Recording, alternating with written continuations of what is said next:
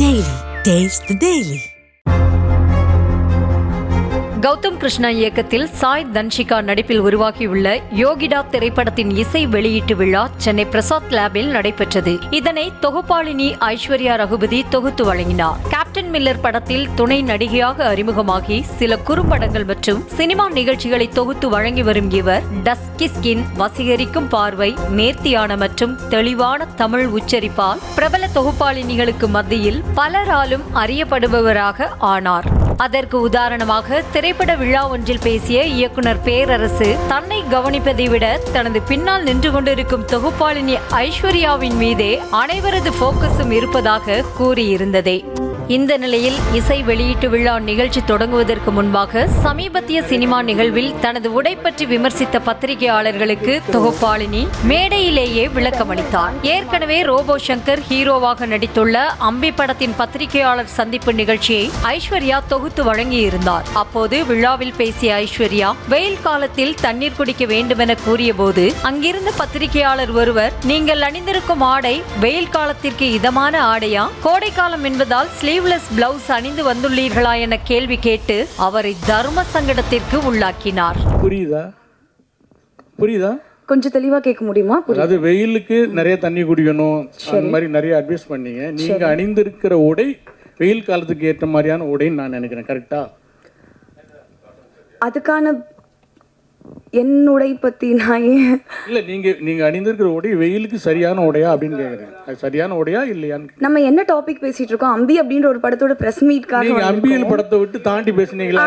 Sir வந்து இதனை சற்றும் எதிர்பாராத ஐஸ்வர்யா டாபிக்கிற்கு சம்பந்தமில்லாத கேள்வியை ஏன் கேட்கிறீங்க என மேடை நாகரிகம் கருதி அமைதியாக கூறியதோடு கேமரா, மீடியா முன்பு எல்லாவற்றையும் பேச முடியாது என்று அந்த சூழலை அமைதியாகவே அவர் கடந்து சென்றார்.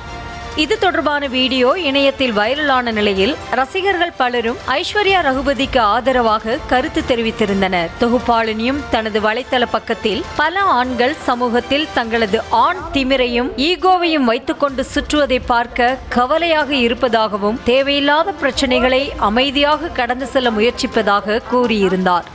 இப்படிப்பட்ட சூழ்நிலையில்தான் யோகிடா திரைப்படத்தின் இசை வெளியீட்டு விழாவில் தனது உடை விவகாரம் குறித்த பேச்சுக்கு கொந்தளித்திருக்கிறார் ஐஸ்வர்யா ரகுபதி. இதெல்லாம் படிச்சதுக்கு அப்புறம், மக்களோட கருத்துக்களை நீங்க படிச்சதுக்கு அப்புறம், சக பத்திரிகையாளர் சொன்னதுக்கு அப்புறம் உங்களுக்கு கொஞ்சமாவது புரியும் அவங்க சொல்ல வருது அப்படின்னு நினைச்சா அதை ஏத்துக்கக்கூடிய மனநிலையில நீங்க கொஞ்சம் கூட இல்லை அப்படின்னு உங்களோட ஃபேஸ்புக் பக்கத்தை பார்க்கும்போது தெரிஞ்சுது. அந்த கேள்வியை ரொம்ப நியாயப்படுத்தி, ரொம்ப அபத்தமான விளக்கங்கள் கொடுத்து, ரொம்ப வக்ரமான சொற்கள் அங்கேயும் நீங்க பயன்படுத்தியிருந்தீங்க. அதை பார்க்கும்போது எனக்கு வந்து நீங்க ஏன் இப்படி பண்றீங்க, மாற மாட்டீங்களா, புரியாதா அப்படின்லாம் எனக்கு கேட்க தோணல. ரொம்ப வருஷமா கேட்குறாங்க. எனக்கு இருந்த ஒரே கன்சர்ன், உங்களோட அடுத்த தலைமுறைக்கு நீங்க என்ன மாதிரியான மாரல்ஸையும் எத்திக்ஸையும் வேல்யூஸையும் கடத்துவீங்க அப்படின்றதான் என்னோட ஒரே எண்ணமா இருந்துச்சு. முதலில் பத்திரிகையாளர் தனது உடை பற்றி எழுப்பிய கேள்விக்கு தனக்கு சற்று தாமதமாகவே புரிந்ததாக கூறிய தொகுப்பாளினி, இதற்கெல்லாம் ஆரம்ப புள்ளி எங்கு ஆரம்பித்தது என்றால், மேடை ஒன்றில் தான் பேசிக் கொண்டிருக்கும் போது நடிகர் கூல் சுரேஷ் தனது கழுத்தில் மாலை அணிவித்த அன்றே காவல் நிலையத்தில் புகார் அளித்திருந்தாலோ அல்லது அவர் கன்னத்தை பழுக்க வைத்திருந்தாலோ இந்த நிலைமை தற்போது வந்திருக்காது என நினைக்கிறேன் என்றார். கோமாளித்தனமான நடவடிக்கைகள்ல ஈடுபடக்கூடிய ஒரு நடிகர் என் கழுத்துல மாலை போட ட்ரை பண்ண அப்பவே நடிகரோட கன்னத்தை அந்த மேடையிலே பழுக்க வச்சிருந்தாலோ இது இங்க வரைக்கும் வந்திருக்காது அப்படின்னு நான் நினைக்கிறேன். சார், சம்மருக்கு நீங்க போட்டிருக்க இங்க இவ்வளவு பேர் பேசுறீங்களே, அன்னைக்கு ஒருத்தர் கூட நீங்க அவர் தப்பா பேசலையா? சரி, வெல் அண்ட் குட். அவர் தப்பா பேசலன்னு சப்போர்ட் பண்ணீங்கன்னா வெல் அண்ட் குட்.